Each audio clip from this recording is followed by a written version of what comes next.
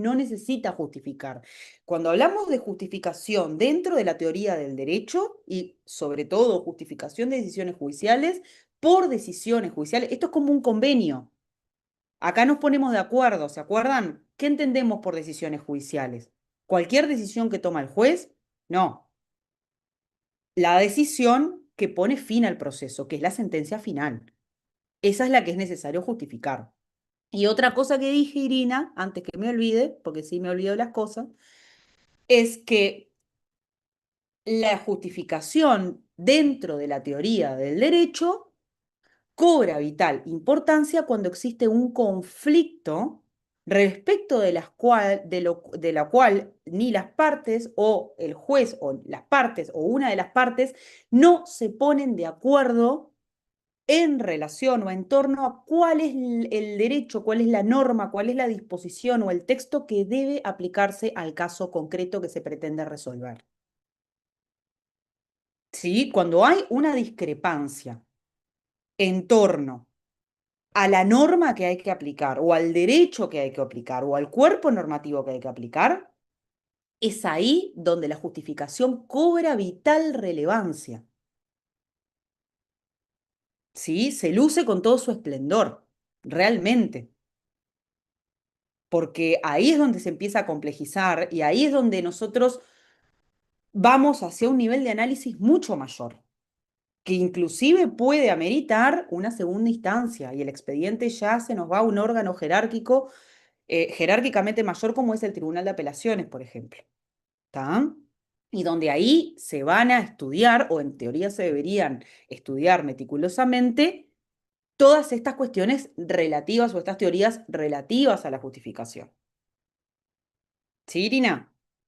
Entonces, Gracias, cuando profe. De más. de nada, por favor, un placer. Entonces, cuando hablamos de justificación, más allá de la ambigüedad que tiene la palabra, que Génesis lo trajo a colación y está bueno el ejemplo que puso y esa equivocación, que no es que en realidad lo que ella esté diciendo esté mal, es que es una palabra ambigua y cuando nosotros hablamos de justificación tenemos que ser más precisos en este tema. Porque cuando hablamos de justificación de las decisiones judiciales, lo hacemos en un sentido objetivo. Es bueno, a ver, ¿qué relación existe entre los contenidos vinculados? Y cuando hablamos de contenidos vinculados, hablamos de las normas, de la situación de hecho que efectivamente se tiene que resolver en esa corte y la conclusión, que es el fallo, es la decisión final. Entonces, cuando hablamos de justificación, lo primero que hacemos es decir, bueno, ¿cuál es la relación? ¿Qué es lo que tenemos que ver? Tenemos que ver cuál es la vinculación, cuál es el nexo entre esos contenidos, cuál es el nexo entre la norma y la hipótesis de hecho que se está ventilando frente a ese tribunal. Y cómo se desprende la conclusión de esa interacción. ¿Sí? Entonces, tanto la justificación, nosotros decimos justificación formal y justificación sustantiva. ¿Qué es esto de la justificación formal y de la justificación sustantiva? La justificación formal es este silogismo aparente que nosotros vemos en todas las sentencias, donde el razonamiento mediante el cual se llega a tomar una decisión X aparece como un silogismo lógico formal, valga la redundancia, ¿sí? Donde hay una premisa mayor, ¿recuerdan esto? Esto es lógica pura. Una premisa mayor que es la norma que se va a aplicar, la norma que existe en el sistema jurídico vigente, una premisa menor, que ¿qué sería la premisa menor? ¿Cuál sería la premisa menor? ¿Qué se les ocurre? Intentemos pensar la decisión judicial en términos de silogismo. Gonzalo. ¿No sería en este caso el caso concreto? Exacto, sí, exacto. Los hechos que hacen al caso concreto, ¿sí? Es una premisa menor que se subsume dentro de una premisa mayor. Y después tenemos la conclusión, ¿sí? Entonces, cuando hablamos de justificación formal, hablamos de una justificación que se resuelve en esos términos. Y cuando hablamos de justificación sustantiva, hablamos de las razones que tiene el juez para fallar en ese sentido, que eso es otra cosa. ¿Puede coincidir con las premisas y con la justificación formal? Sí, por supuesto que puede coincidir. Muchísimas veces coincide, porque el juez entiende que las razones que tiene para fallar son las mismas que el legislador expuso en ese texto normativo, o son las mismas razones que tenía el legislador para sancionar esa norma. ¿Sí?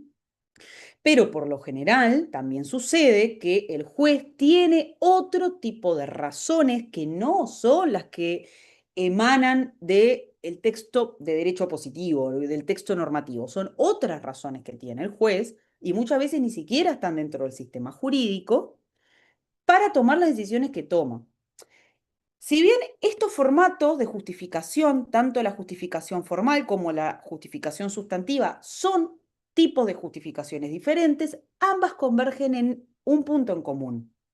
Y es que ambas se manifiestan mediante argumentos.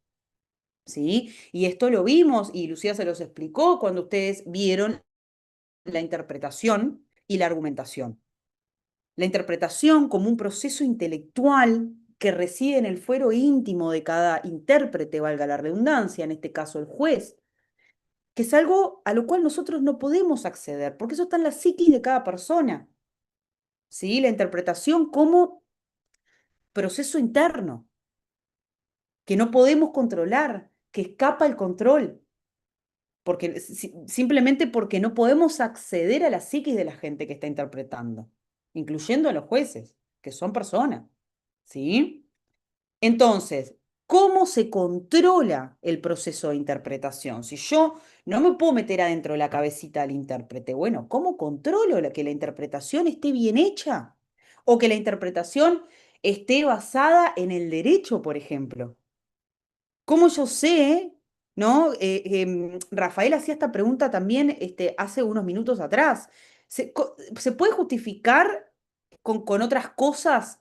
¿Qué se puede utilizar o de qué recursos se puede valer un juez para justificar una decisión? Bueno, se puede valer de muchos recursos. Lo que tiene que hacer sí o sí es explicitar y hacer públicos esos argumentos, ¿sí? Porque si no, no tenemos forma de controlar cómo se llegó a esa solución. Y ahí tenemos un problema, porque si no se puede explicar cómo se toma una decisión, estamos dejando a las personas, a los querellantes, por ejemplo, que son quienes están administrados, ¿no? Judicialmente hablando, o sea, el demandado, el actor, la persona que está siendo indagada, por ejemplo, en el marco de un proceso, o que está siendo condenada, o no tenemos por qué irnos a un extremo penal. Las personas que recurren a una corte civil porque quieren solucionar un conflicto civil con otra persona, ¿sí?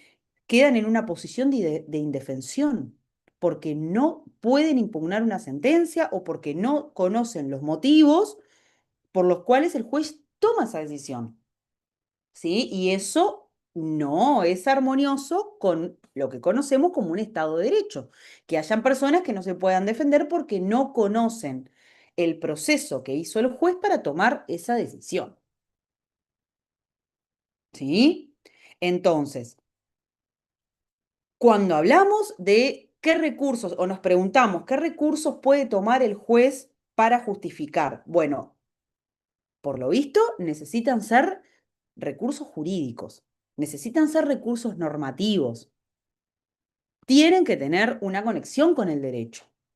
El juez no puede resolver, o por lo menos no debería, en realidad sí lo puede hacer, vamos a ser claros, ¿sí? El juez puede tomar decisiones basados en una corazonada, en una emoción, en una directriz política o en una cuestión moral inclusive. Y de hecho lo hacen, muchachos. O sea, no creer que los jueces, no, por ser jueces, no son seres humanos.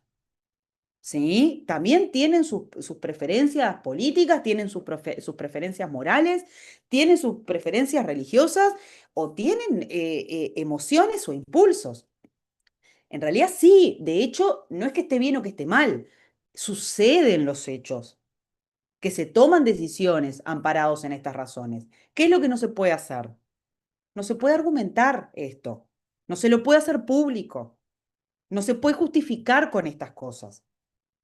No se puede a nivel de justificación de sentencia decir, bueno, yo tomé esta decisión como un juez porque yo simpatizo con una de las partes, o porque una de las partes me tocó el corazón, o porque yo tengo una sensación o un pálpito que a esta parte no le creo nada de lo que me está diciendo. No, no se puede justificar en ese sentido. Eso es una justificación notoriamente ilegal, ¿sí? Que también atenta contra un Estado de Derecho, porque en el Estado de Derecho lo que tiene que primar justamente es el derecho. Y que un juez ignore o desplace las disposiciones normativas para priorizar una preferencia personal, por ejemplo, bueno, eso también atenta contra el Estado de Derecho. Entonces, la justificación es necesaria ¿por qué?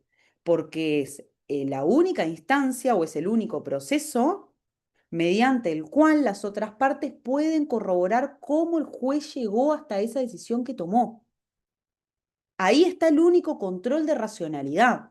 La interpretación yo no puedo adivinar, o sea, no tengo manera de meterme en la cabecita o en la psiquis de la persona para ver qué interpretación o cómo interpretó. Lo que sí puedo hacer es controlar la decisión a través de la justificación y siendo más puntual a través de la argumentación. La argumentación es lo que me permite controlar, verificar, cotejar cuáles fueron los argumentos, valga la redundancia, las razones y las consideraciones que el juez tuvo en cuenta para llegar a la decisión que llega. ¿Sí? Alguien estaba o varios estaban levantando la mano. Era yo, perdón. Y Era para no, hacerte, o sea, todo bien. una pregunta, pero para atar cabos, ¿viste?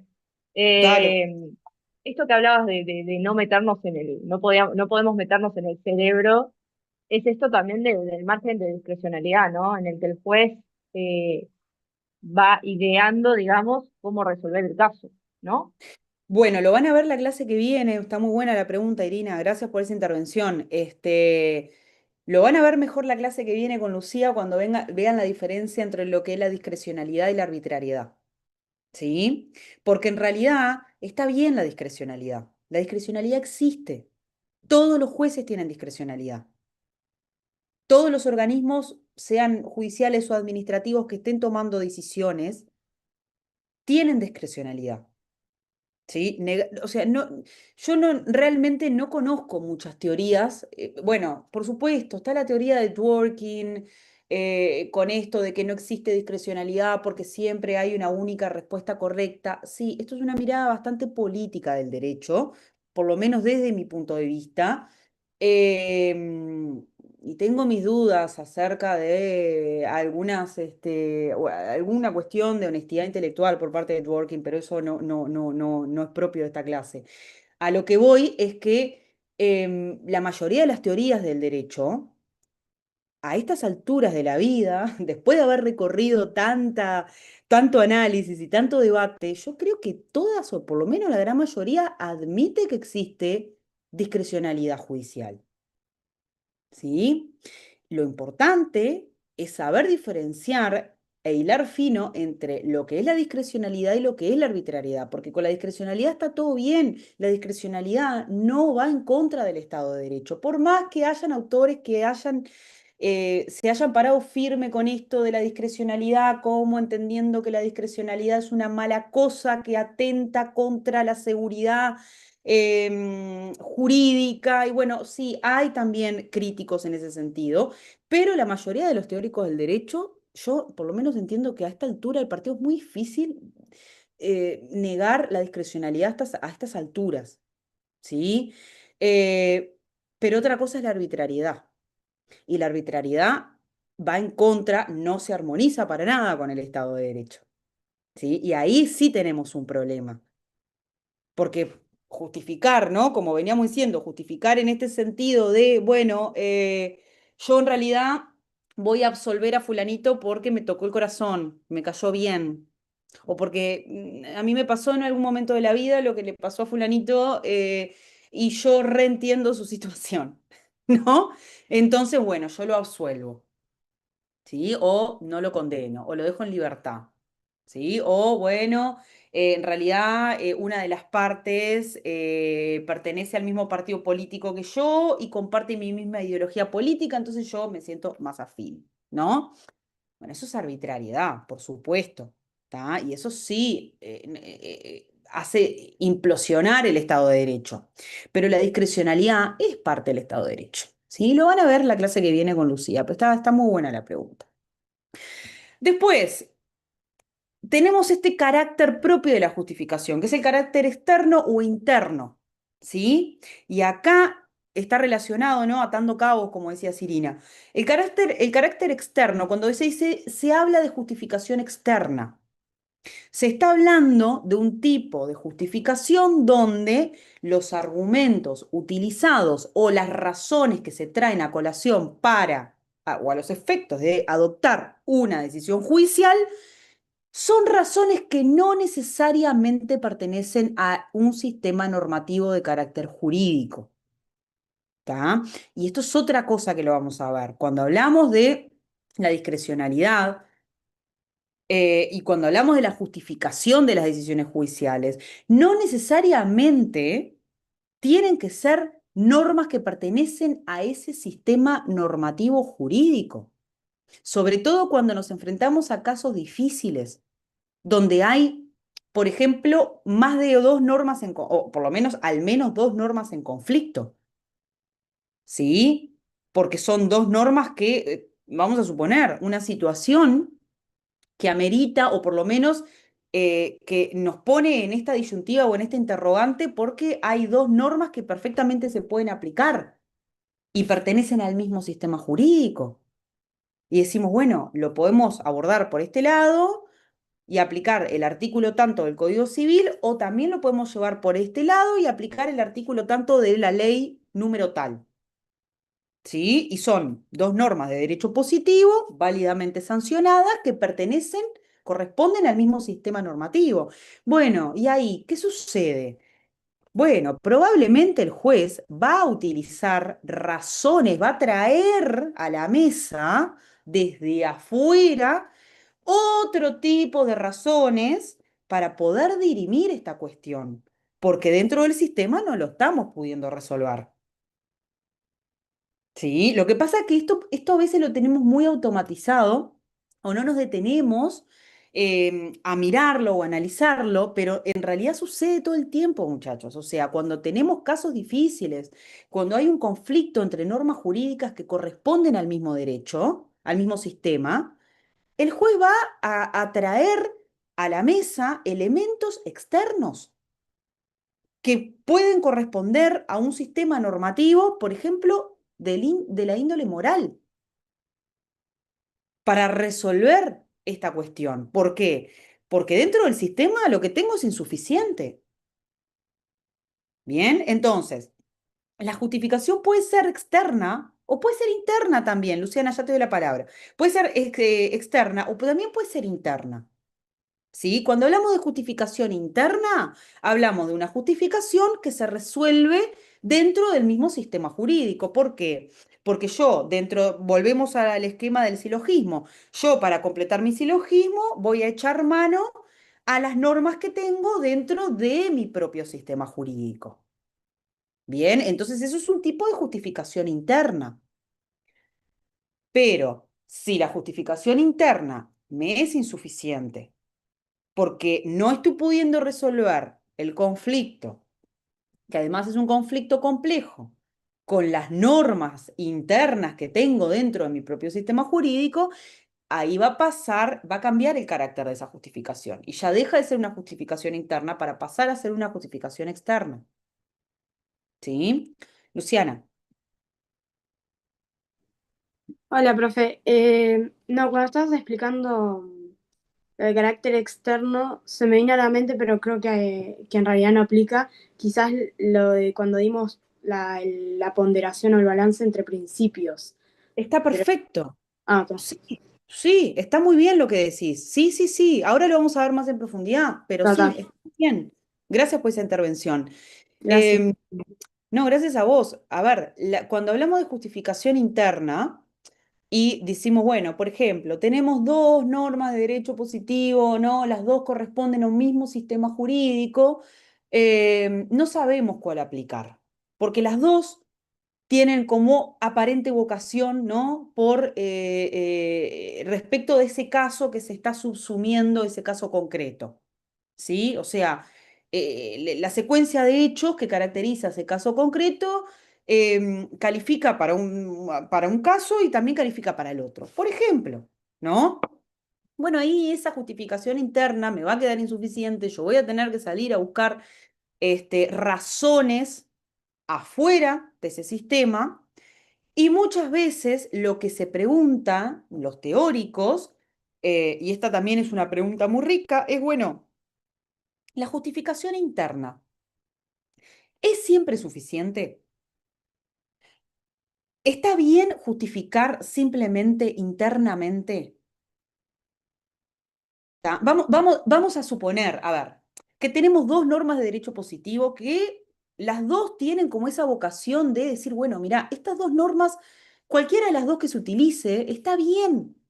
Porque para resolver un caso, porque este caso puede resolverse por acá, pero también se puede resolver por allá. O sea, es un caso que califica como, como A, pero también califica como B. ¿Sí? Entonces, puede aplicar un artículo, pero también puede aplicar el otro. Ciertos teóricos me dirían, bueno, hace de Di María de Doping, porque la que adoptes va a estar bien en los términos de justificación. Cuando digo está bien, muchachos, es que es correcta la justificación. Vamos a aclarar estos términos, ¿sí? La justificación está bien o mal, quiere decir que esté correcta o incorrecta, ¿sí? Entonces, ciertos teóricos dirían, bueno, cualquiera de las dos está bien en realidad, cualquiera de las dos que adopte, ¿por qué? Porque ya con una justificación interna es suficiente. Es suficiente, porque hay una norma de derecho positivo como premisa mayor, hay una norma, hay una premisa menor que es la característica de los hechos. Nosotros no nos vamos a meter en la argumentación de hechos, también hay otro módulo aparte que se da en abogacía que tiene que ver con la argumentación de hechos, eso es un mundo aparte, no lo vamos a tocar, quédense tranquilos, ¿está? Pero volviendo a este razonamiento fácil, ¿no? Tengo una premisa mayor, que es un artículo, es una ley. Tengo una premisa menor, que es la secuencia de casos, ¿no? O lo que caracteriza ese caso concreto. Y tengo una conclusión que es el fallo final, es decir, la sentencia. Está bien. Ya hay una justificación que es suficiente y esa justificación es correcta. Y van a haber otros que van a decir, no, esa justificación, por más que hayas utilizado normas del propio sistema jurídico, no es correcta y además es insuficiente, porque exige una corrección de tipo moral. ¿Sí? Entonces, ¿esto de qué va a depender? Básicamente esto va a depender de la teoría normativa a la cual uno se afilie. Y cuando yo digo que uno se afilie a una teoría normativa, no significa que uno necesariamente tenga una creencia moral en que esa sea la teoría verdadera respecto del estado de las cosas. ¿Sí? Pero si nosotros lo miramos, por ejemplo, desde el lado del positivismo, nosotros vamos a ver que para el positivismo, sobre todo el positivismo ideológico, el silogismo utilizado, el silogismo lógico, perdónenme muchachos, lo mismo en la PPT pasada me pasó lo mismo porque la computadora está diseñada, bueno, ahora no sé qué le pasó ahí. La computadora está diseñada para escribir en inglés, entonces no puedo poner los tildes, a veces me los lee, a veces no, y lo mismo con los signos de exclamación, solo me identifica el último, no me deja poner primero, ¿tá? Entonces, para los positivistas, para el positivismo jurídico, la justificación interna es más que suficiente. La justificación interna es correcta. Otra cosa es que no guste desde otra perspectiva. Recuerden cuáles son las premisas, valga la redundancia, ¿no? Hablando de premisas, pero cuáles son las premisas más importantes del positivismo, o por lo menos las más significativas del positivismo. Podemos decir que capaz que la conclusión no nos gusta desde un punto de vista moral, no nos parece simpática, o nos parece moralmente injusta, o nos parece desagradable desde un punto de vista ético, pero no deja de ser una justificación correcta desde un punto de vista jurídico. ¿Sí? Y después tenemos, por supuesto que esto ha recibido muchísimas críticas, dentro de ellas, y para traer un caso familiar, se encuentra Carlos Nino, que es un autor que ustedes ya conocen, ¿sí? Que por supuesto que critica esta postura y dice, bueno, en realidad esto no es así porque hay una implausibilidad entre el derecho y la moral. O sea, Nino realmente creía que hay un ligamen o hay una imposibilidad frente a la tentativa de separar derecho de moral. ¿Sí? Y además, ¿qué dice Nino respecto de esta postura positivista? Dice, bueno, pero en realidad el positivismo, ¿dónde identifica las normas jurídicas válidas el positivismo? Las identifica recurriendo a fuentes empíricas. Estos son los hechos sociales. ¿Se acuerdan cuando dimos positivismo versus naturalismo? ¿Sí? Que hablamos de Bentham y hablamos de Austin, ¿no? Cómo ellos en realidad identificaban la validez de las normas, o por lo menos proponían una metodología que consistiera en constatar empíricamente la existencia del derecho. ¿Sí? El derecho existe o las normas existen, las normas válidas pertenecen a un sistema jurídico determinado, porque yo lo puedo verificar empíricamente. Porque si yo observo y compruebo, voy a ver que hay órganos como el Parlamento que se ajustan a un procedimiento previamente establecido en un, en un cuerpo normativo de gran jerarquía, en el cual tienen respaldadas sus competencias y además tienen el procedimiento establecido que tienen que seguir para la sanción de las normas. ¿Sí? Entonces, ¿cómo yo sé que hay normas jurídicas válidas? Bueno, por una cuestión de hecho, porque es un hecho social, porque es algo que yo puedo verificar empíricamente. ¿Sí? ¿Recuerdan esto? Entonces Nino dice, bueno, pero a ver, si los positivistas o el positivismo recurre a fuentes empíricas, a hechos sociales, para identificar el derecho dentro de un sistema o dentro de un ordenamiento determinado, en realidad es lo que se esconde o lo que hay detrás de ese hecho social o de esa validación es un principio moral, en definitiva. O por lo menos es una razón que viene de un lugar que claramente no es el derecho, ¿no? Como que algo que viene del más allá. ¿No? Decimos, bueno, las premisas se aceptan desde lo moral. ¿Por qué Nino dice que los positivistas que quieren esforzarse por ser científicos y separar al derecho de la moral y poder identificar el derecho totalmente ajeno a la moral, o sea, sin recurrir a ningún otro orden normativo, ni moral, ni religioso, ni político, ni nada? ¿Sí? Bueno, inclusive los positivistas terminan validando al derecho amparados en una creencia moral. ¿Por qué? Porque si el positivismo entiende que el derecho válido es aquel que emana de un hecho social, y el hecho social es la existencia de un parlamento, que además sus funciones y competencias están amparadas en la Constitución de la República, y por eso yo lo tengo que obedecer, en realidad lo que Nino dice es, bueno, lo que hay es una creencia moral a que yo tengo que respetar a un parlamento por un principio democrático. Y el principio democrático es un principio de índole moral. Es decir, si yo voy rascando, rascando, rascando, rascando hacia atrás, dice, hay una aceptación tácita o implícita por parte de los positivistas en decir, bueno, hay un deber moral de obedecer una norma, porque esa norma emana del Parlamento. ¿Pero qué es el Parlamento? El Parlamento es una manifestación, dice Nino, de un principio democrático, de la representatividad como principio democrático. Y eso no es más que un principio de índole metaético o un principio de índole moral.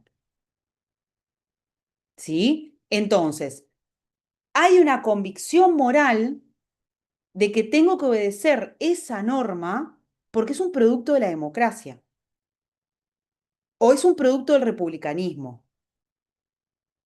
¿Sí? Entonces, esos son principios morales, de alguna manera. ¿Se entiende esto? ¿Queda claro? Se entiende, sí. Gracias. Buenísimo, Sí. por favor. Por supuesto que estas críticas de Nino, después el texto que yo le subí de María Cristina Redondo, que también es una autora argentina, ella se encarga muy bien también em, de oponerse a estas afirmaciones o a estas reflexiones que hace Nino. Está bueno que lo lean, ¿sí? Sobre todo las primeras páginas, porque ella es muy clara después cuando ella lo dice claramente. A ver, una cosa es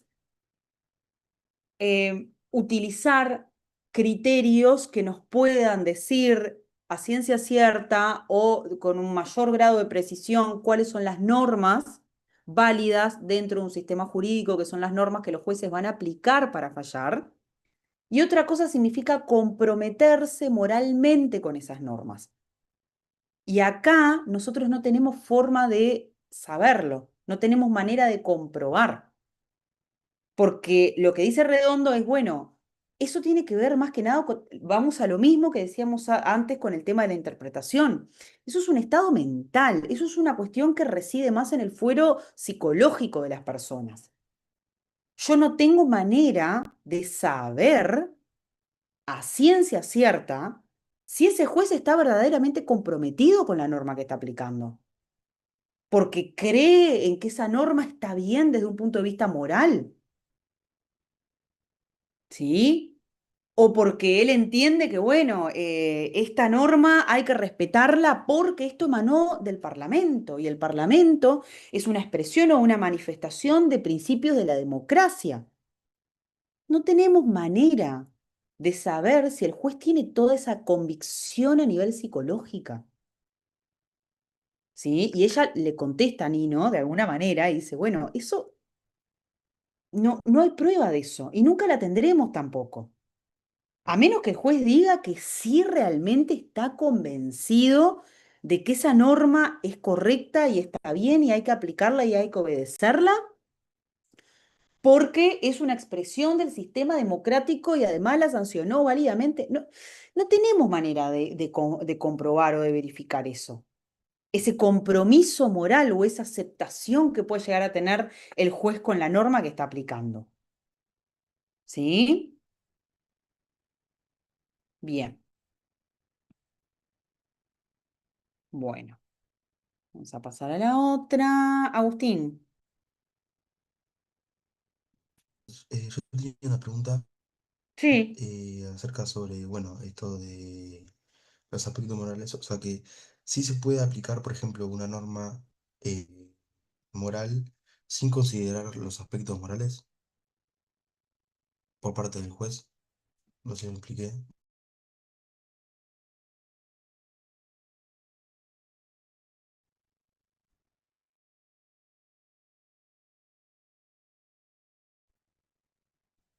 Trancó. Se trancó, muchachos. ¿Me Se escuchan ahora? trancó. Perdón, ¿me escuchan? Ahora sí. Así. Ahora sí, profe. Ahora sí. Gracias. Agustín, dale de nuevo, Bien. porfa, perdóname. No, que mi pregunta era si se puede aplicar una norma sin considerar los aspectos morales. Absolutamente, absolutamente. Sí, sí, claro. Eh, el tema es que lo que está cuestionando acá Nino no es que dice que se consideren los aspectos morales de esas normas, ¿sí? O sea, Nino no dice, no, los jueces en realidad sí consideran los aspectos morales de esas normas. No, no. Nino entiende que el positivismo realmente hace a un lado los aspectos morales.